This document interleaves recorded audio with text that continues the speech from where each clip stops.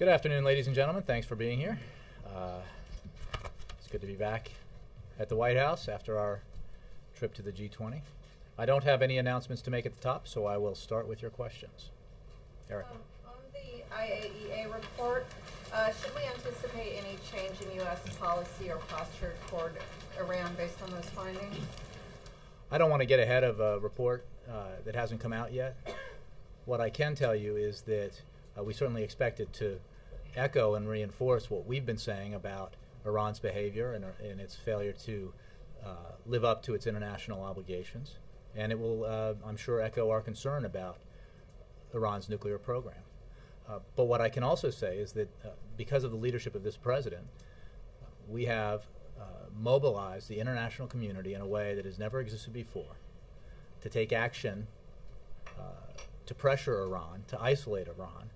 We now have in place the most aggressive, isolating, and debilitating sanctions regime ever. And that regime has had an impact, as the Iranian president himself recently noted.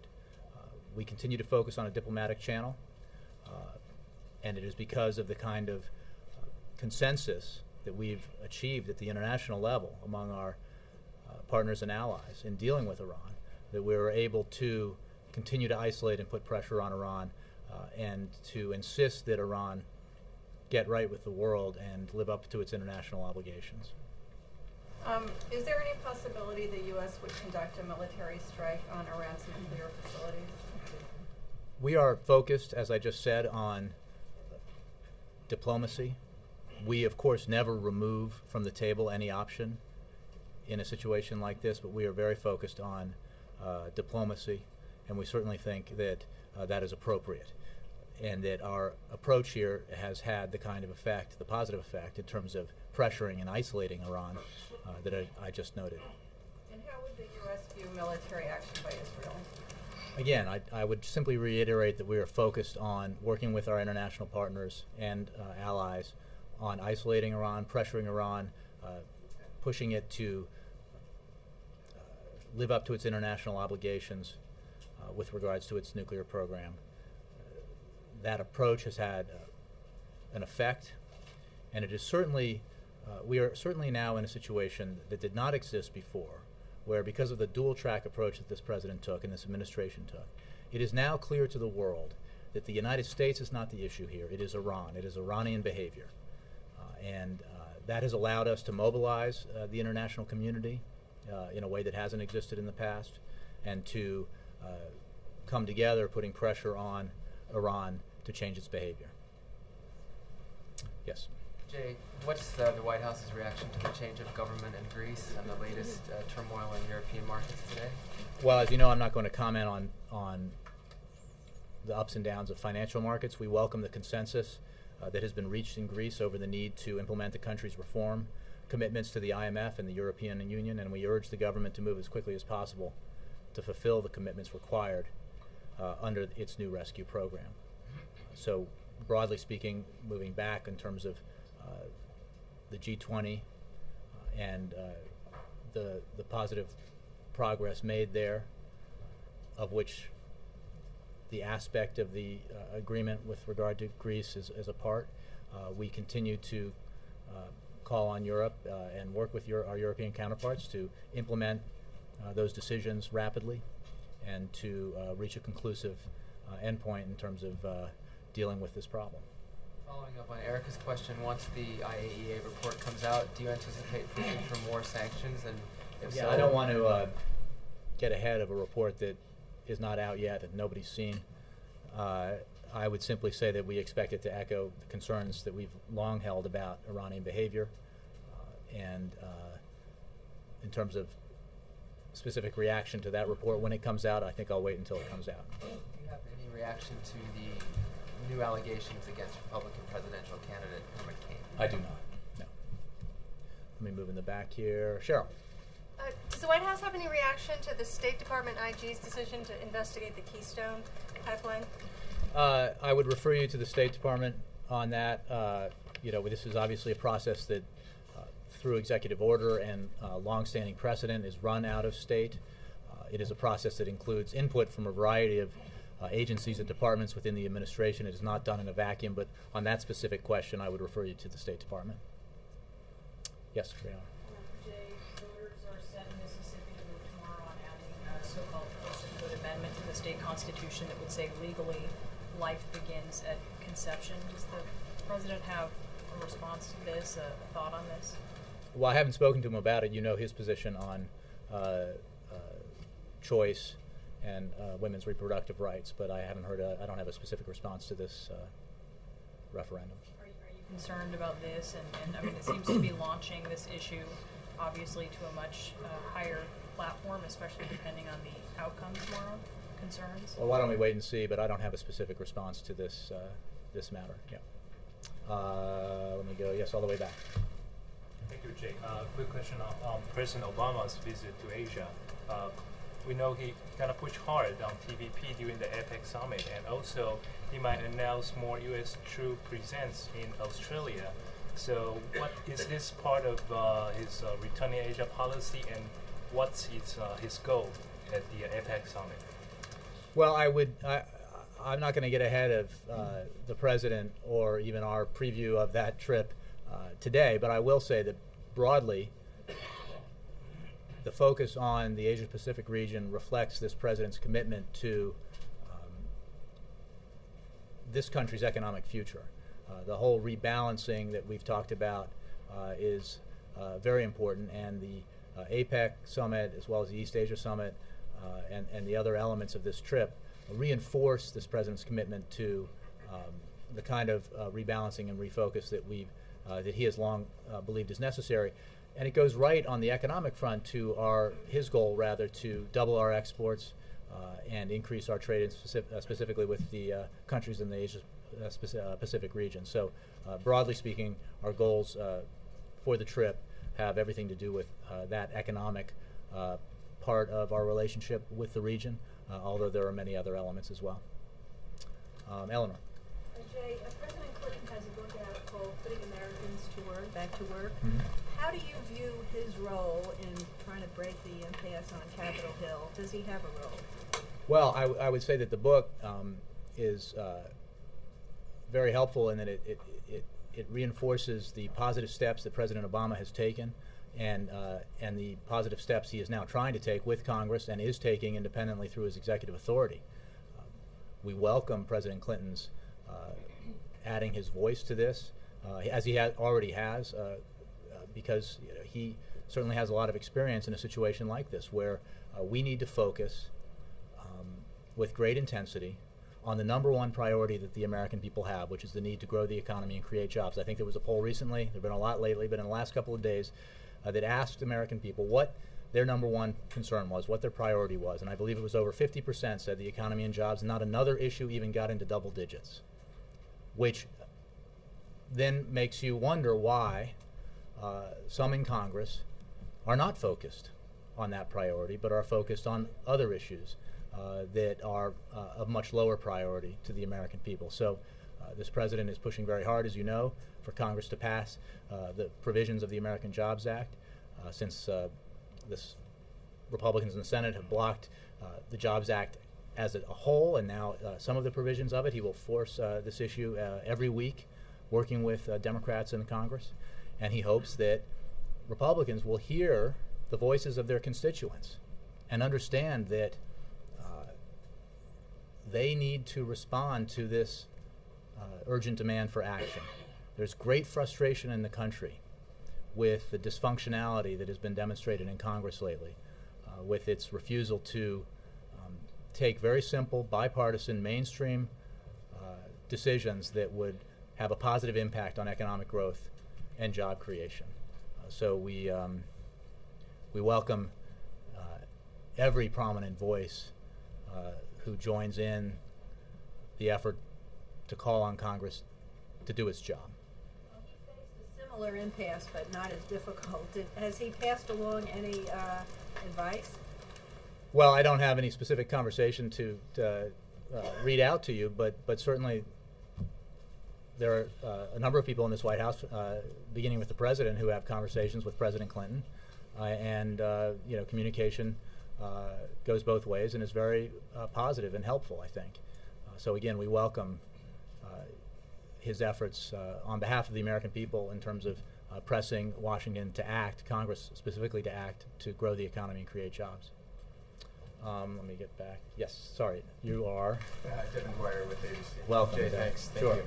On Keystone, real quick, last week you said the State Department was going to be the final arbiter of this. Then we heard the president on the Nebraska local television affiliate suggest that he could be involved. Can you clarify, is he the final arbiter of that, and when might he rule on that? Sure. Well, let me. I think I took this question last week, but this process, as we have said all along, resides, is housed within the State Department, both as decided by or called upon by an executive order that predates this administration, and by tradition that long predates that. The process is an open one in the sense that while State Department runs it, it is required to take in input from a variety of agencies in the executive branch, and it is absolutely going to take into account the criteria that the president laid out in that interview that you referenced with a television station in Omaha. And that includes both the jobs impact, economic impact, public health impact, environmental impact. All these criteria are very important to this process. In the end, we fully expect that the decision, or the resolution of this issue, the determination, will reflect the president's views. It's his administration. It is the Obama administration. The State Department is very much a part of the Obama administration. How would he make his views known in the process? Well, I don't want to get ahead of the process at all, but you can be sure that the determination will reflect his views. Back and forth. Come on, somebody. Yes. Well, thank you. Well, what's the purpose of the meeting today with Secretary General of NATO? And another question on Syria. Do you have any reaction on Syrians accusing the U.S. of accusing the U.S. of interference in their affairs with the State Department, called for rejection to the amnesty? Well, let me start with Syria. I don't have anything specific on that. Maybe the State Department does. Our position on Syria and the Assad regime is clear, and it has not changed. So I'm sure they take issue with it. We believe that he has lost his legitimacy to rule, and that the appalling violence that has been perpetrated on the Syrian people has to stop. I'm sorry, what was your first question? I got so. Oh well, the president meets with the head of NATO on a relatively regular basis, and I think this is just a part of that. Obviously, NATO just completed a very important mission in Libya that we believe was executed very effectively, demonstrates the way that we can work collectively with NATO, with the United Nations, and in the case of Libya, with other states, including those in the region, to bring about a positive result. And I'm sure they'll be talking about that as well. Yes, Nora. The president has vowed to stop Iran from having a nuclear weapon, and yet the IAEA report scheduled out this week says that Iran has the sufficient information to design and produce a workable implosion nuclear device that has all the critical steps necessary. So what's the president going to do? I think I got this question before. I'm not going to anticipate a report that hasn't come out yet. I do believe it will echo our concern about Iran's behavior. I think that it's obvious to every one of us who have observed Iran over the past number of years that because of this president's leadership, we have created a situation where there is a high level of consensus in the international community about Iranian behavior. It is clear now to the world that Iran is the problem. It is not the United States. It is not the international community. And that consensus has allowed us to act to implement the most aggressive, isolating, destabilizing sanctions in history. Those sanctions have had an effect, and our overall effort to isolate and pressure Iran has an effect. We will continue to push the diplomatic course here and to make clear to Iran that it needs to choose to uphold its obligations to the international community with regards to its nuclear program. I understand there have been a number of aggressive actions taken and increased sanctions, and yet the report suggests that Iran has moved even closer to building a nuclear weapon. So how is it that these sanctions have been successful? They've had an effect on other things, but Iran is still now very close to building a nuclear weapon. Well, again, I don't want to get ahead of the report. I do expect it will echo our concerns, and I think that the fact that Iran continues to misbehave, if you will, is something that concerns not just the United States, but the broader international community. And that international community, because of the actions we have taken, is now focused on pressuring Iran rather than, as was the case prior to this president being in office, blaming the United States or other actors for not handling this appropriately. So, again, I don't want to get ahead of the report, but you can be sure that we will continue to work to pressure Iran, to isolate Iran, and we know from our own analysis, as well as what the president of Iran recently said, that those efforts are having an impact. And given the seriousness of and some of the things that the report is going to detail, do you expect we'll hear from the president? Again, I don't want to get ahead of a report that hasn't come out yet. Yes, Ed. At risk of asking you something else you've been asked. That's okay. Brianna's question about Mississippi and the personhood amendment.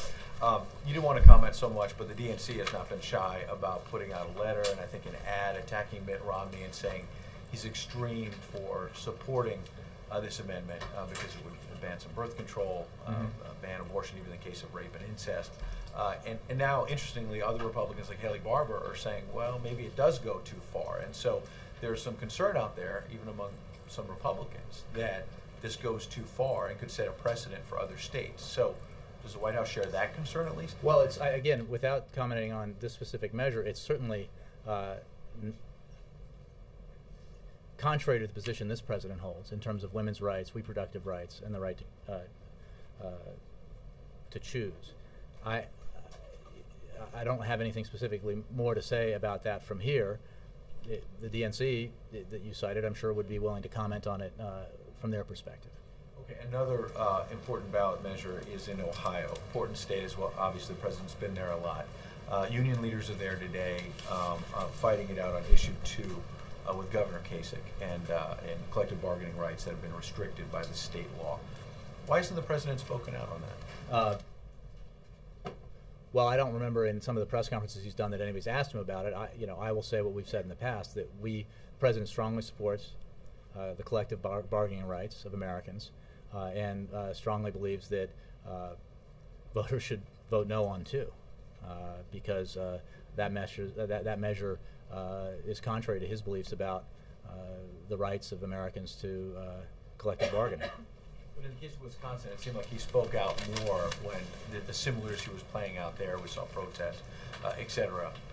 He hasn't chosen Well, I'm making clear, Ohio. as we have already, that what his position is, what our position is. Obviously, it's up to the citizens of Ohio to make their decision because they're the ones who actually get to cast a ballot. But I think a lot of this has to do with what he's asked, and the questions he's asked, and the numerous press engagements he has. But let me be very clear. The president does not support the ballot initiative in Ohio that would strip away fundamental collective bargaining rights. And last thing on the pipeline that you were asked about, over the weekend, environmentalists claimed they had about 12,000 people outside the White House.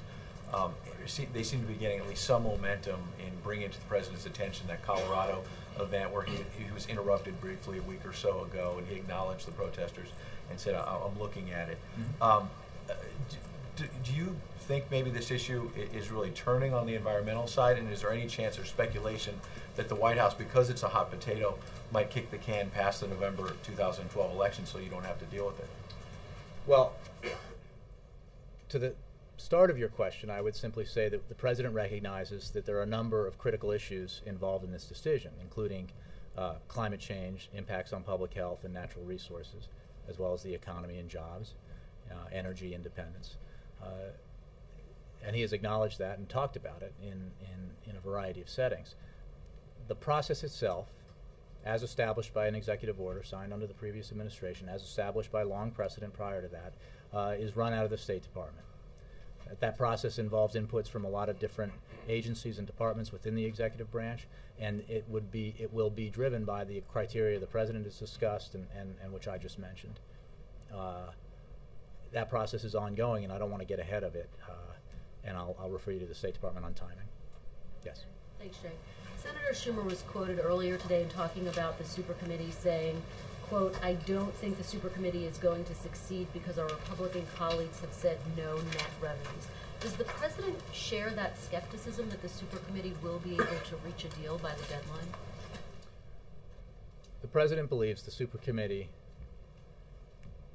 can and should adopt a balanced approach to long-term and medium-term deficit and debt reduction. How you do that is not nearly as complicated as we might expect. It's been laid out now by a variety of different commissions that have looked at this, bipartisan commissions, as well as in the President's own proposals. He remains hopeful that the supercommittee will take that approach because we need to address this issue. That was the idea when Congress decided to create this supercommittee through the legislation, through the Budget Control Act, and we certainly hope that the committee will act accordingly. But given the gridlock that we've already seen coming out of these negotiations so far, would you describe him as being optimistic that they will be able to reach a deal? I think the President remains hopeful that the supercommittee will respond not just to all of the serious studies into this that have been done on this issue and policy examinations through bipartisan commissions and the work that his administration has done and the negotiations he had with the Speaker of the House, and act accordingly in a balanced way, in a way that includes revenues as well as entitlement reforms, and because that's not just the way he believes it should be done and the way that the experts the bipartisan commissions that have studied this say it should be done, but it's the way the American people say it should be done. Because, look, these are solvable problems, but they require a willingness to compromise. They require everybody to participate, and by participating, that means that the burden has to be spread evenly. It cannot, when you talk about, I guess you began by asking about Republicans who insist on no revenue. Well, what does that mean in practice? Because if we've seen the proposals that do this without any revenue, and you know what it means? It means putting a big boulder on the shoulders of senior citizens. It means asking sacrifice only from the middle class, or from seniors, or from families with disabled children. It means dramatic cuts in education or research, and protects, therefore, the wealthiest Americans who have, unlike the middle class, done exceptionally well in the last decade and over the last 30 years, as we've seen the difference between the share of the nation's wealth held by the very wealthiest Americans compared to the rest of the country, that gap grow dramatically. So a balanced approach is clearly the way to go. Hopefully the supercommittee will come together around a balanced approach, and if it does, that'll be good for the country. It'll be good for Congress. I think Congress's approval ratings might actually get above single digits if they act accordingly. So it's good politics, it's good policy. Finally, he's going to be away during sort of these final negotiation days. How will he make sure that he navigates being abroad and at the same time have a hand in these final days of negotiation? Well, let's be clear about how this process has worked. Many weeks ago now, the President put forward his concrete, detailed proposals for how he believes the supercommittee should act. So the President's involvement in this process came at the beginning. Everyone in Congress knows what his views are, and he put forward proposals that they are welcome to take as their own and adopt as their own, either exactly or roughly. So beyond that, the President obviously is capable, no matter where he is, to engage with the White House, with the administration, with Congress, and we'll do that as necessary. But let's be clear. Congress has an obligation to act. The supercommittee has a legislated obligation to act, and Congress should act. I mean, there are no seats on that committee for the executive branch. This is a congressional responsibility, and the president has already made his views clear. Again, with an approach that is balanced, that includes some tough choices on entitlements, includes asking the wealthiest Americans to pay a little bit extra so that we can move this country forward in a way that's fair to everyone. And he certainly hopes Congress will take him up and act accordingly. Veterans? Yes. Yeah, thanks, Jay. I just want to follow up on that question. Another benchmark, the European benchmark for the behavior of the super committee. We have two crises in the world, and we will be reminded after the European crisis of last week and Thanksgiving coming up that there's also an American debt crisis. How would you compare that? What do you expect from Congress? Doing at least as good as the Europeans? I'm not proud being European, how we move forward, but at least we move forward. Bumpy, complicated, and so on. But there are decisions, and somehow there's a progress made, so it is very slow. So I would like to ask what you expect from Congress, doing at least as good. Well, I'm not going to. I think I just addressed what the president expects from Congress or hopes will happen in Congress. I don't think the comparative is one I would want to make or particularly useful. The president just spent some time at the G20 working with his European counterparts and helping them and advising them as they deal with their own crisis. He happens to have a fair amount of experience in dealing with a financial crisis, and as does Secretary Geithner, who was there, and whose expertise I think is considered a valuable resource to tap by the Europeans. So again, we in the United States are focusing on the things that we can control, the things that we should do to grow our economy, create jobs, as well as get our medium and long-term deficit and debt under control. How we do that is pretty clear, and it can be done in a bipartisan way through measures that are the kinds of measures that have traditionally garnered bipartisan support.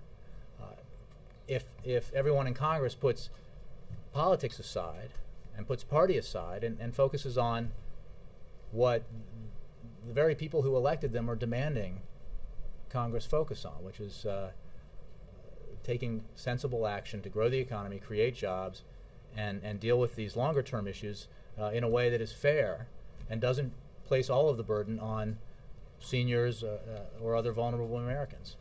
A question which I asked you a few days ago. Would it be helpful or rather not helpful if European leaders make their fearings or their views known? Of course, this country is afraid that the European crisis may drag down the economy in this country, but the same is true in the other direction, that Europeans are afraid if Americans are not solving their debt crisis, that we might feel negative consequences from that. So again, on one hand, Congress is a sovereign body, and normally you don't interfere with the sovereign parliamentary bodies, but from the point of view of the White House, would it be helpful?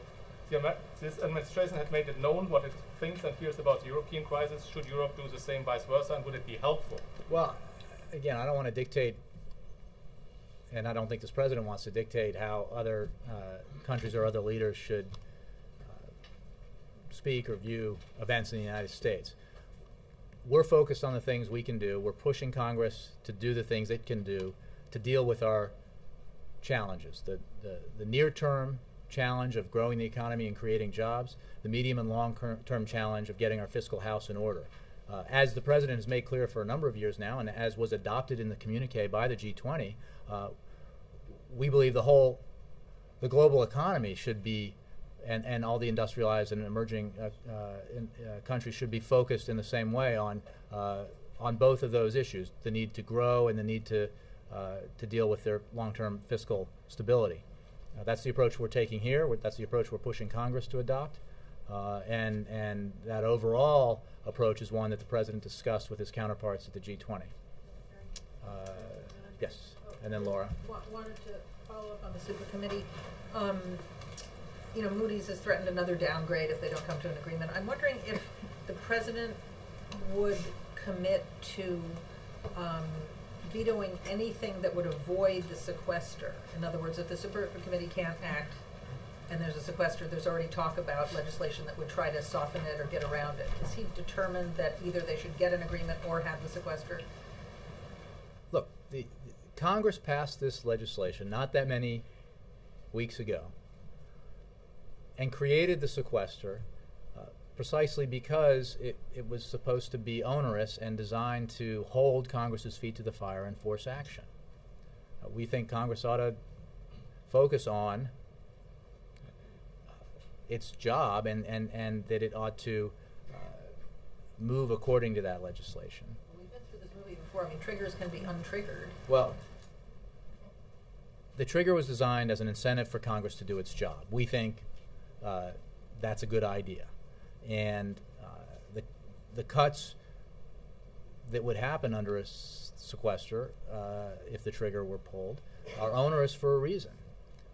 And so we think that it's very important that Congress act because the ability to move on a fast track, for example, the ability to do something significant on medium and long-term deficit and debt control is enshrined within the Budget Control Act, and Congress ought to take advantage of that and ought to do more than is outlined. I'm not going to get ahead of the process. I think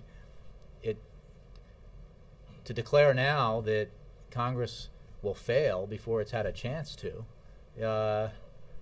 I think is not helpful. We believe that Congress has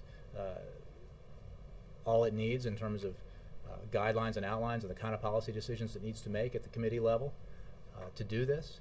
There's an opportunity here to well overshoot the goal outlined by the legislation in terms of long-term deficit and debt reduction, as the president's plan does, and we hope we hope that Congress will take that up and do it. Just a question on another subject. Tomorrow is a year from the election. Could you just describe President Obama's bottom line message to the American people as to why he deserves a second term? Well, I certainly will let him do that when he's asked. I think that a couple of things are clear. The actions this president took, the decisions he made, some of them very difficult, stopped what was already a catastrophic situation from becoming a Great Depression. We now know that this economy contracted at 9% almost in the fourth quarter of 2008. Over 7% in the final two quarters of the previous administration. We know it lost 8 million jobs. We know it was losing close to 800,000 a month when he was sworn into office. Because of the actions that he took, the decisions he made, there have been 20 straight months of private sector job creation. The economy has been growing instead of contracting. The automobile industry continues to exist in this country with all the jobs attached to it and is now doing very well in many cases.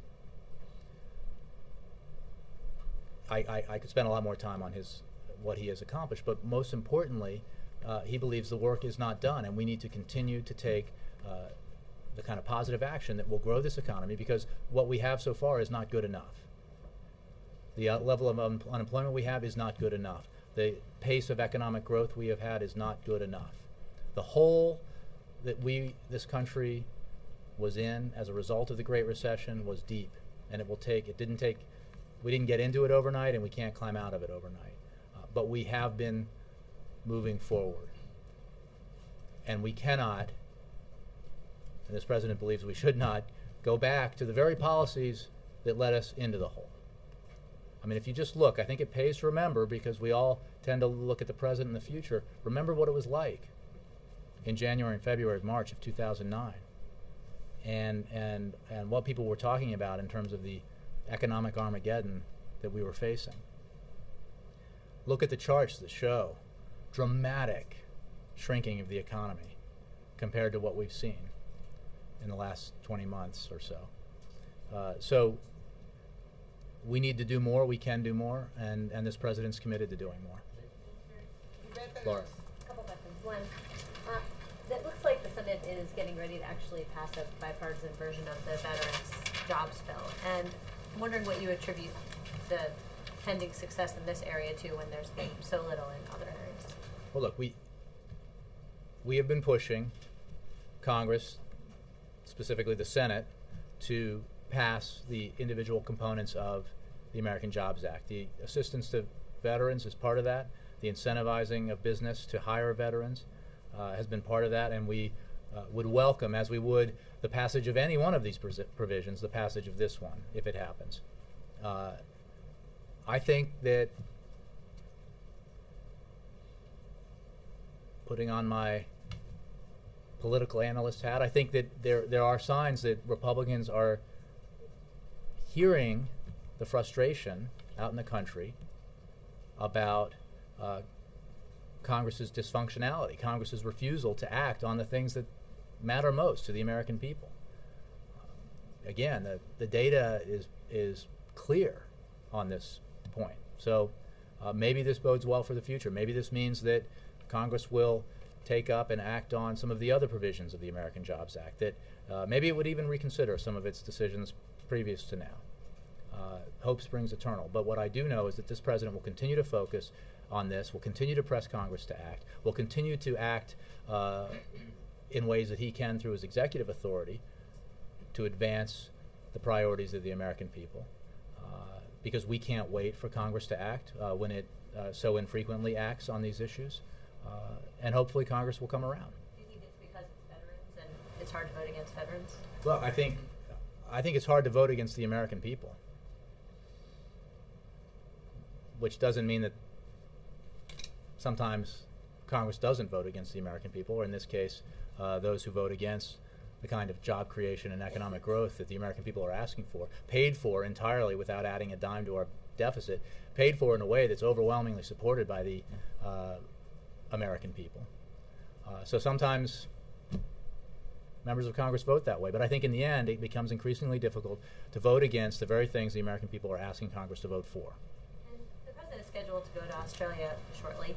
He's canceled that trip twice before. Is there any reason for the Australians to feel at all nervous that he will not be appearing in Australia?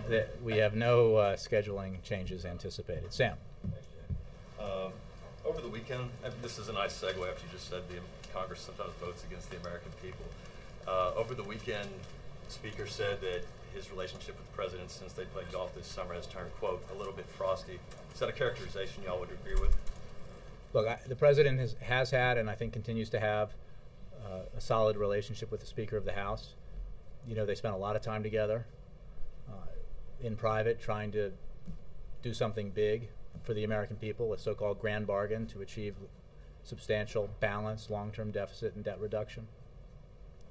The President believes that the Speaker genuinely wanted to do that, but that in the end, it wasn't possible politically for him to do that. He still believes that there's an opportunity for Congress to take action collectively in a bipartisan way for long-term, medium-term deficit and debt reduction, as I've been saying in response to questions about the supercommittee. The President will continue to work with Speaker Boehner, and I think continues to have a good relationship with him. The issue here, though, is not about personal friendship. It's about doing the work that the American people are asking their elected leaders in Washington to do. And in the case of what we just talked about, the American people overwhelmingly are asking Washington to act on jobs and the economy. The President hopes that Speaker Boehner, Minority Leader McConnell, and others will join him in taking the kind of action that the American people want taken. April? Do you know how long it's been since the two spoke?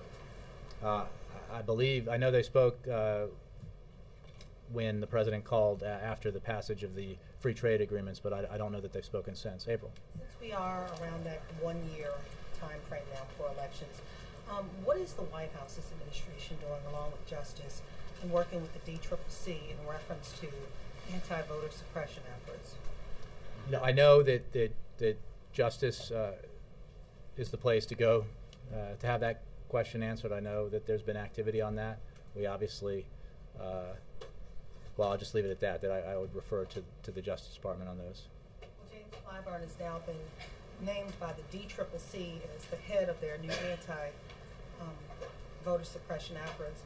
And Marcia Fudge has said that right now the voter suppression issue is the #1 civil rights issue in this country. Do you agree with that? Well, I don't want to rank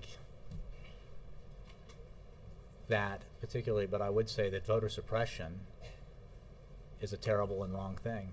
I mean, it's a disenfranchisement. I mean, the franchise is the essence of citizenship and of being an American. So we obviously believe that Americans ought to have free access to easy access to voting, easy access to participating in the vote and the franchise. But so as a general issue, we are concerned about it. But in terms of specific actions, I'd refer you to the Justice Department. Yeah, all the way. Yeah. Jay, the president cited earlier today that parts of the American Jobs Act that are really popular, that deal with veterans' benefits. Does the president believe that the country would be even better served if young men and women were less likely in the future to spend so much time in war zones? Well, let me answer it this way. This president is committed, as he promised to be when he was running for the office, to ending the war in Iraq responsibly and bringing those troops home, to, as he made clear when he announced his policy in Afghanistan, to, after surging up forces there, to drawing down the surge forces, which is happening now, and transferring lead security authority over to the Afghan security forces by 2014. And he is keeping all of his commitments. That has been, the overall impact of that has been a dramatic reduction in the number of Americans serving in war zones since he took office. The focus, though, is in getting the policy right. And whether it's Iraq or Afghanistan or more broadly, he's very committed to doing just that, to making sure we have the right policies, the most responsible policies, and the policies that deliver the best results. That's the view he takes, and this goes back to conversations we had when Libya was in its early days, and people asked me about the president's approach. And the president's approach, with regard to all of the changes that have happened in the Arab Spring, has been, not what satisfies the critics today or this week, but where do we want to be in terms of American interests 6 months, a year, and 10 years from now? What gives us, what policy choices give us the best chance of success in terms of protecting and enhancing American national security interests down the road? And that's the approach he's taken from the beginning, even before he was sworn into office. Thanks, Jay. I'll take one more. Military question? Yes, Connie. Thank you so much. Does the president have any thoughts on the general who was fired for speaking out against Afghanistan, Karzai? Actually, what he said was supported by many Americans. And also Leon Panetta's statements about military cuts. Do you have anything on that? I don't have anything on the first issue for you. I think in general we've made clear in terms of the sequester that those cuts are onerous and we believe too deep. But that was the whole design. It was supposed to force the Congress to act. The cuts that were put forward that the president laid out in April, obviously he believes are the right ones, and that continues to be his position. Thanks all.